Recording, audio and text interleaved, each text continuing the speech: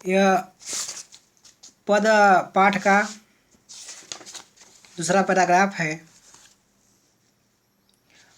पहले अध्याय का पहला अध्याय है पद। पद का यह दूसरा यह पैराग्राफ है। इसको देखेंगे हम सब। मन की मन ही मांझ रही, मन की मन ही मांझ रही, कहिए जाई कौन पे उधव।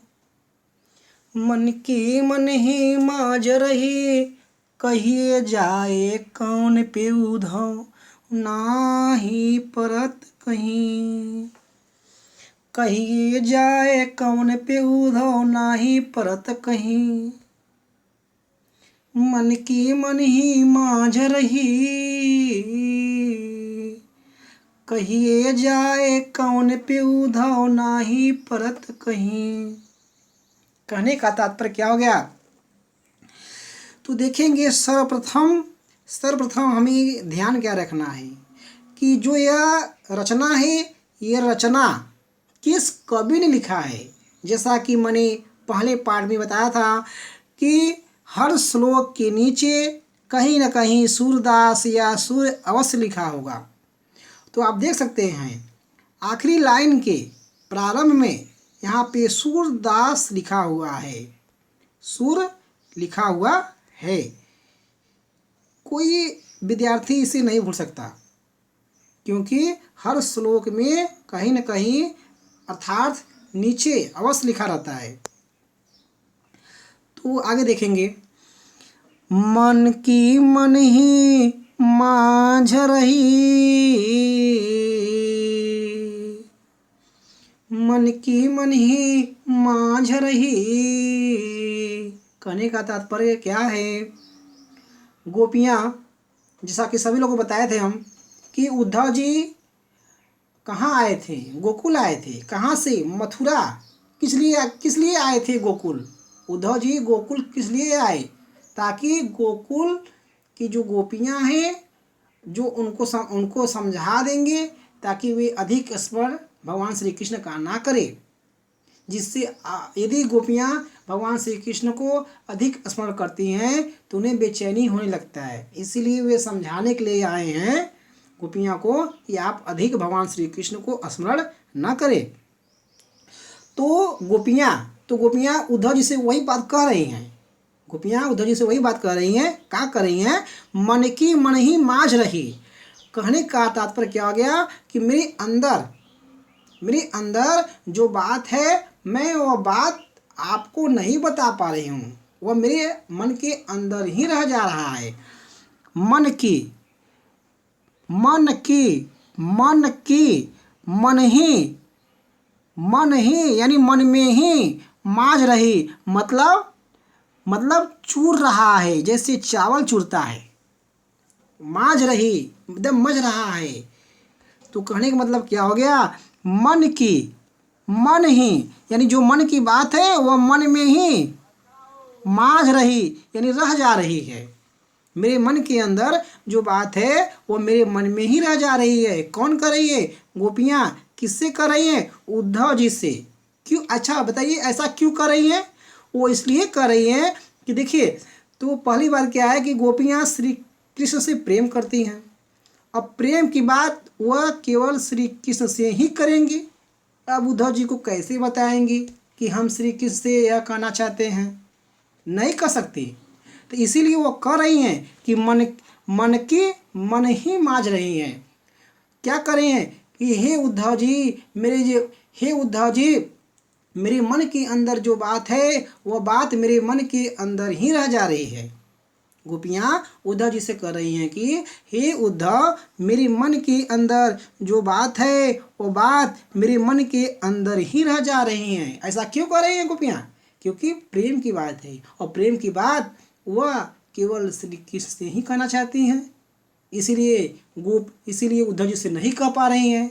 तो वही बात कह रही हैं कि मन की मन ही मांझ रही। जो मन की बात है वो मन ही यानी मन में ही मांझ रही है, मतलब चूर रहा है। तो हमको व्याख्या के अनुसार बोलना है, तो क्या बोलेंगे? रह जा रही है। मन की बात मेरे मन के अंदर ही रह जा रही है। हे उद्धव जी, मेरे मन के अंदर जो बात है, हे उद्धव जी, मेरे मन के अंदर जो बात है वह बात मेरे मन के अंदर ही रह जा रही है।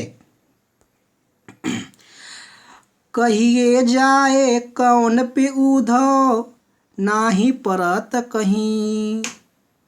कहने का मतलब क्या हो गया कि कहिए जाए कौन पे उद्धव। कहने का मतलब हे उद्धव, हे उद्धव बताइए, हे उद्धव बताइए हम सब कहाँ जाए। कहिए जाए, कहिए जाए पे माने स्थान, कौन पे यानी कौन पे मतलब कौन स्थान यानी कहाँ। हे उद्धव बताइए, मतलब कहिए मतलब बताइए, जाए कौन, जाए माने जाए, कौन पे यानी कहाँ जाए। स्टार्ट करेंगे यहाँ से, दूसरे के पंक्ति का स्टार्ट करेंगे यहाँ से, उद्धव से। हे उद्धव बताइए, हे उद्धव बताइए, हे उद्धव बताइए हम सब कहाँ जाएं। हे उद्धव बताइए हम सब कहाँ जाए। उद्धव, उद्धव स्टार्ट कर रहे हैं उद्धव से, क्या कैसे बोलेंगे? हे उद्धव बताइए अब हम सब कहाँ जाएं। हम सब श्री कृष्ण को छोड़कर कहीं नहीं जाएंगे। ना ही परत कहीं, ना ही परत कहीं। कहने का मतलब क्या हो गया कि कहीं नहीं जाएंगे। ना ही माने नहीं, कहीं माने कहीं भी, परत माने क्या होता है? पढ़ना। जिसे कहते हैं ना कि जाते हैं सब्जी वगैरह लेने के लिए तो क्या बोलते हैं कि मुझे रेट नहीं पड़ रहा था, तो वही कहने का मतलब नहीं परत, ना ही परत कहीं मतलब हम सब श्री कृष्ण को छोड़कर कहीं नहीं जाएंगे। कहीं नहीं जाएंगे तो इसको व्याख्या के अनुसार बोलना है, तो बोलेंगे हम सब श्री कृष्ण को छोड़कर कहीं नहीं जाएंगे। फिर से देख लेते हैं एक लाइन कैसे। हे उद्धव बताइए, हे उद्धव बताइए, हे उद्धव बताइए, हे उद्धव बताइए, बताइए, हे उद्धव बताइए अब हम सब कहाँ जाएं। लेकिन हाँ, श्री कृष्ण को छोड़कर हम सब कहीं नहीं जाएंगे। हे उद्धव बताइए हम सब कहाँ जाएं, लेकिन हाँ, श्री कृष्ण को छोड़कर हम सब कहीं नहीं जाएंगे। अब आगे देखते हैं। अवधि आधार आस आवन की, तन मन बिथास ही। अवधि आधार आस आवन की, तन मन विधास ही। कहने का मतलब क्या हो गया? अवधि माने देखिए होता है, अवधि का अर्थ होता है एक समय। अवधि का मतलब क्या होता है? एक समय, मतलब जो निश्चित हो। अवधि, आधार यानी आधार यानी समय का आधार, समय का आधार यह हो गया।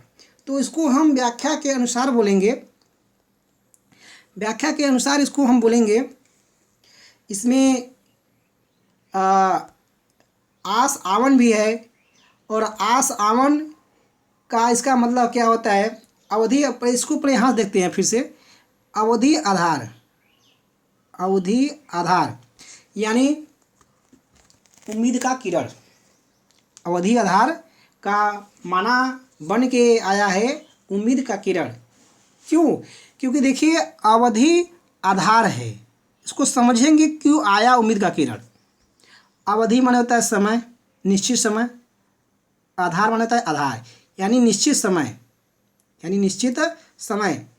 अब इसको, इसका माना हम क्या बता रहे हैं? इसका माना हम बना रहे हैं, वो माना होगा उम्मीद का किरण। उम्मीद का किरण क्यों बोल रहे हैं? उम्मीद का किरण क्यों बोल रहे हैं? क्योंकि जो निश्चित समय था, निश्चित समय को बोलेंगे उम्मीद का किरण। निश्चित समय है कि जब ये आएगा तभी हो जाएगा, तो उसमें क्या निकल के आ रहा है? उम्मीद का किरण निकल के आ रहा है। जैसे लोग बोलते हैं कि एक ही उम्मीद है, वो होगा तभी हो जाएगा, तो एक ही उम्मीद है, इसका मतलब क्या हो गया? उम्मीद का किरण। तो अवधि आधार का अर्थ निकल कर आया उम्मीद का किरण।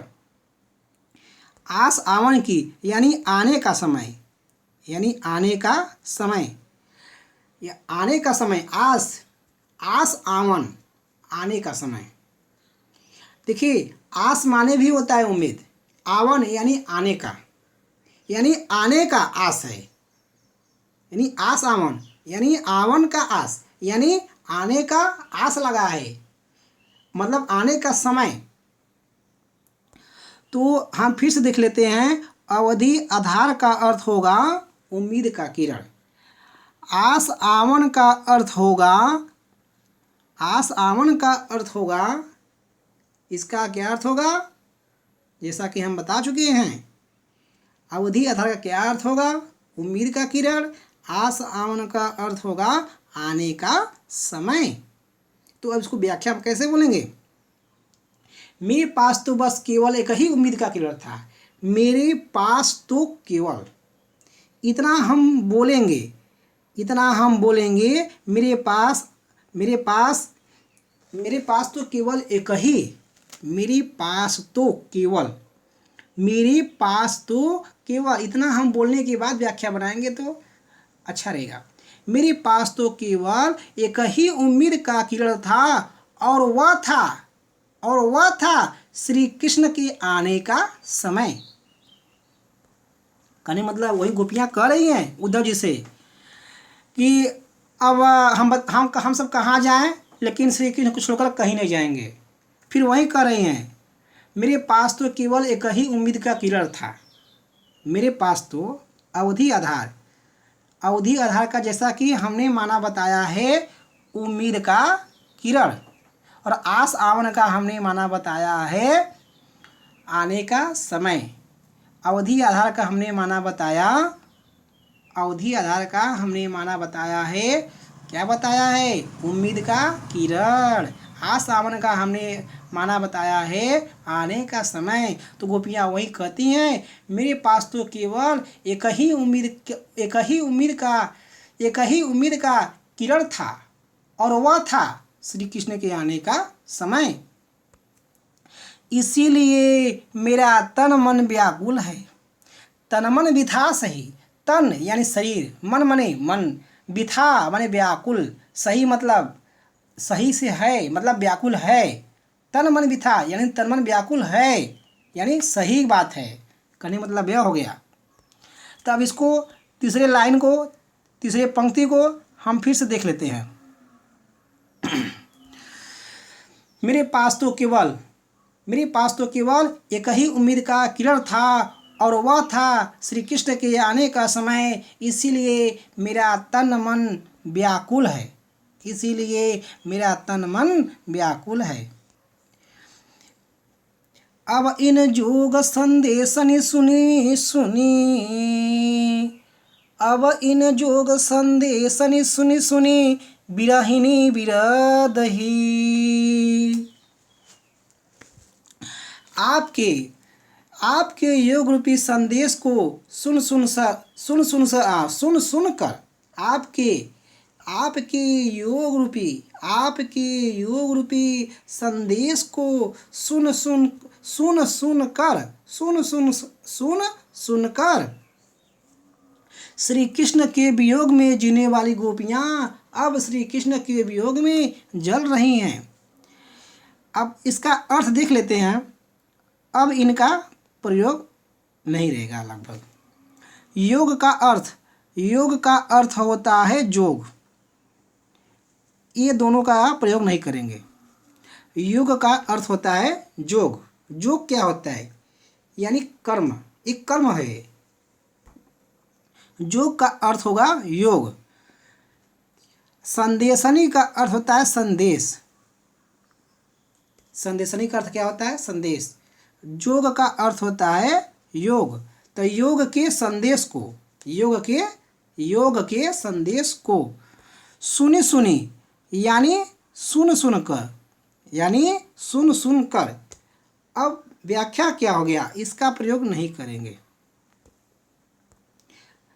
हम इनका प्रयोग नहीं करेंगे। क्या बोलेंगे, आपके योग रूपी, आपके योग रूपी यानी जो सुझाव दे रहे हैं, सुझाव दे रहे हैं ना कि गोपियाँ तुम भूल जाओ, सुझाव दे रहे हैं ना, तो वही चीज़ बात है।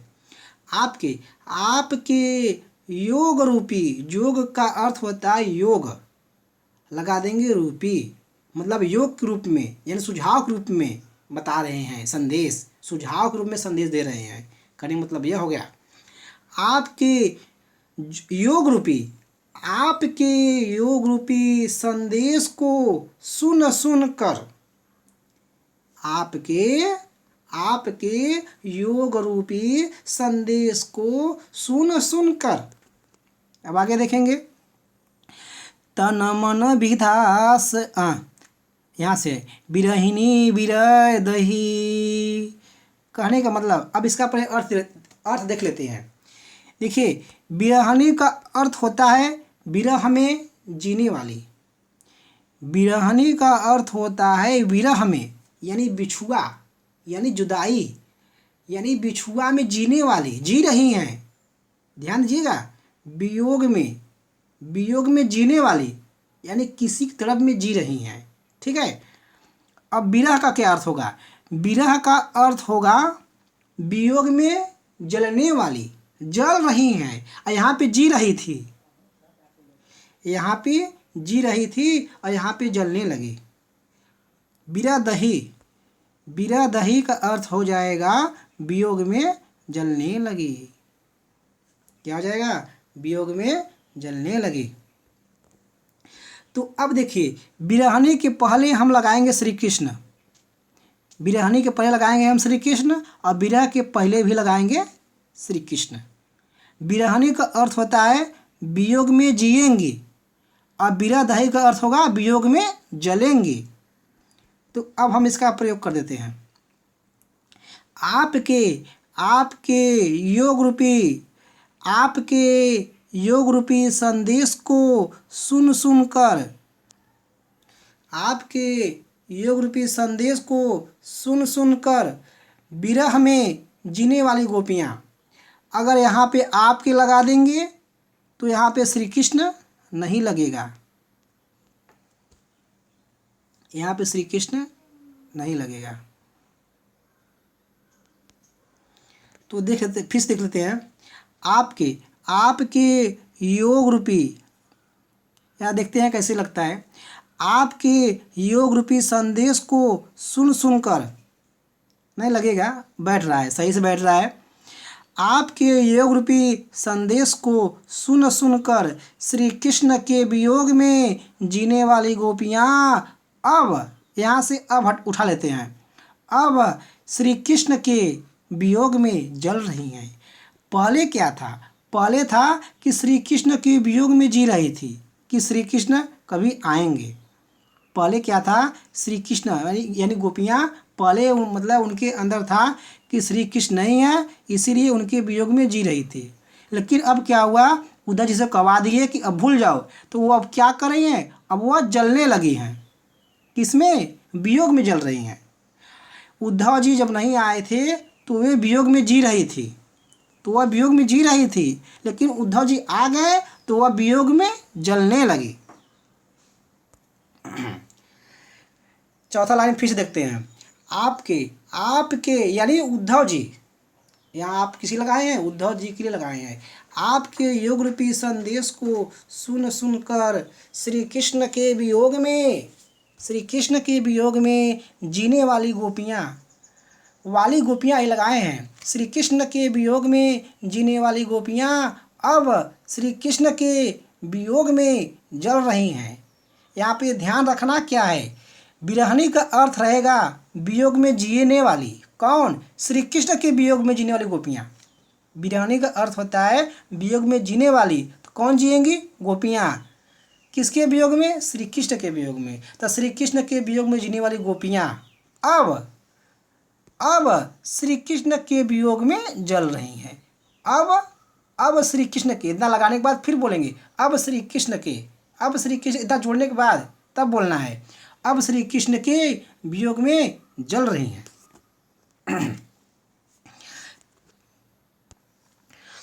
चाहती हुती गुहार जितहि तय, उततय धार बही, मैं जिधर से रक्षा करने की गुहार लगाना चाहती थी।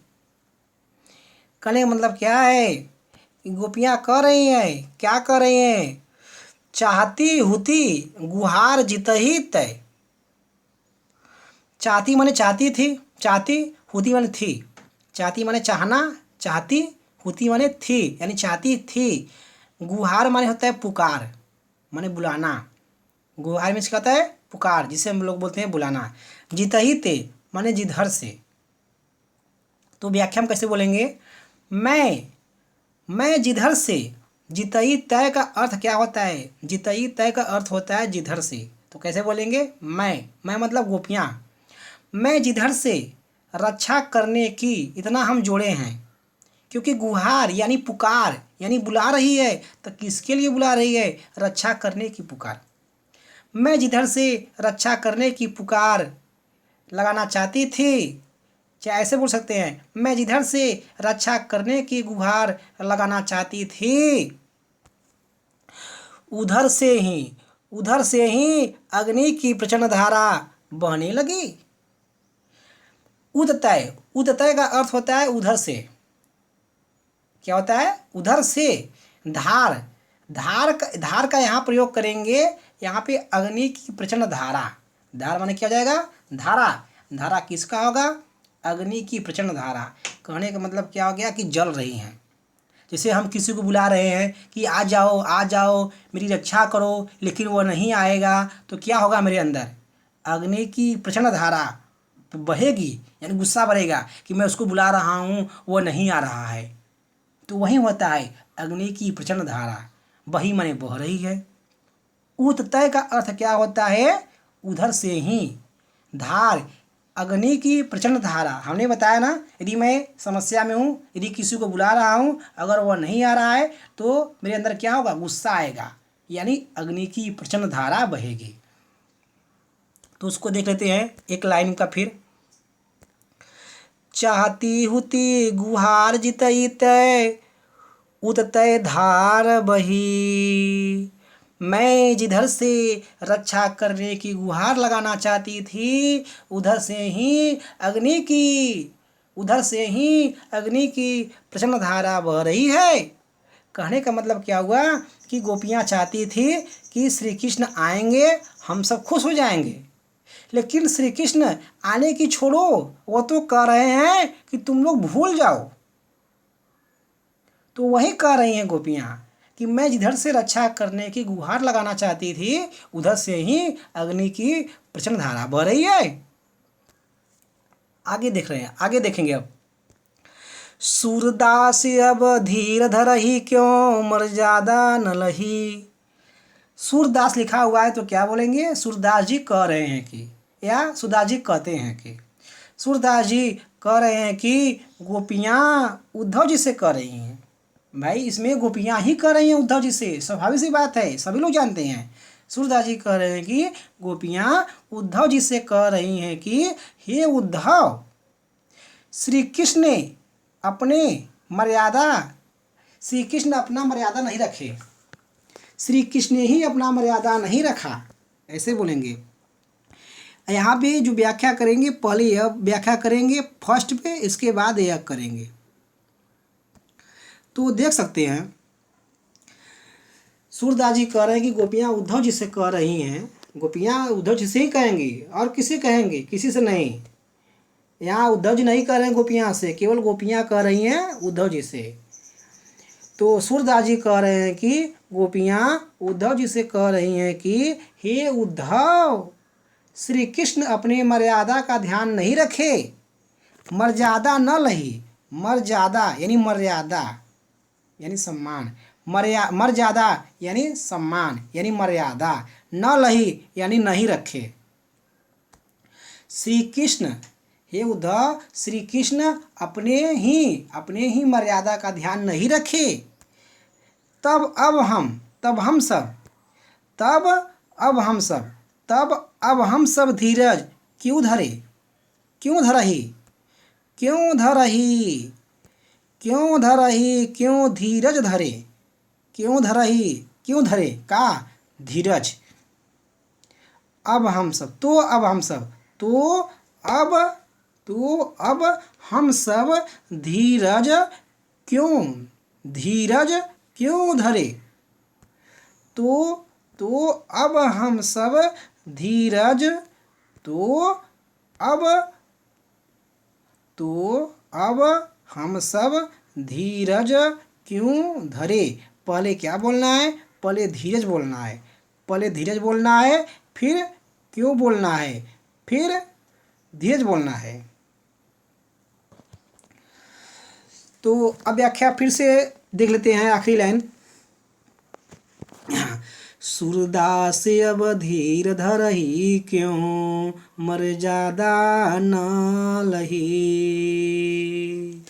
सूरदास जी कह रहे हैं कि गोपियाँ उद्धव जी से कह रही हैं कि हे उद्धव, श्री कृष्ण अपने ही मर्यादा का ध्यान नहीं रखे। श्री कृष्ण, गोपियाँ उद्धव जी से कह रही हैं कि हे उद्धव, श्री कृष्ण ही अपनी मर्यादा का ध्यान नहीं रखे, तो अब हम सब धीरज क्यों धरे। तो अब हम सब धीरज क्यों धरें। अब ऊपर से देख लेते हैं, पूरा देख लेके। मन की मन ही माझ रही, कहिए जाए कौन पे उधो। मन की मन ही माझ रही, मन की मन ही माझ रही। कहने का तात्पर्य क्या हो गया, केवल व्याख्या बोल रहे हैं पूरे का। गोपियाँ उद्धव जी से कह रही हैं कि हे उद्धव, मेरे मन के अंदर जो बात है वह बात मेरे मन के अंदर ही रह जा रही है। ये बताइए, अब ये बताइए हे उद्धव जी, अब ये बताइए हम सब कहाँ जाएं। परंतु हाँ, श्री कृष्ण को छोड़कर कहीं नहीं जाएंगे। और एक बात सुनिए, एक बात सुनिए, क्या क्या कर रही है। और हाँ सुनिए, ऐसे बोलेंगे, और हाँ सुनिए, मेरे पास तो केवल एक ही उम्मीद का किरण था। और हाँ सुनिए, मेरे पास तो केवल एक ही उम्मीद का किरण था, और वह था श्री कृष्ण के आने का समय। इसीलिए मेरा तन मन व्याकुल है, इसीलिए मेरा तन मन व्याकुल है। और आपके योग रूपी संदेश को सुन सुनकर, और आपके योग रूपी संदेश को सुन सुनकर, और आपके योग रूपी संदेश को सुन सुनकर श्री कृष्ण के वियोग में जीने वाली गोपियाँ, श्री कृष्ण के वियोग में जीने वाली गोपियाँ अब श्री कृष्ण के वियोग में जीने वाली गोपियाँ अब श्री कृष्ण के वियोग में जल रही हैं, अब श्री कृष्ण के वियोग में जल रही हैं। मैं जिधर से, हे उद्धव, मैं जिधर से रक्षा करने की गुहार, मैं जिधर से रक्षा करने की गुहार लगाना चाहती थी, उधर से ही अग्नि की प्रचंड धारा बह रही है।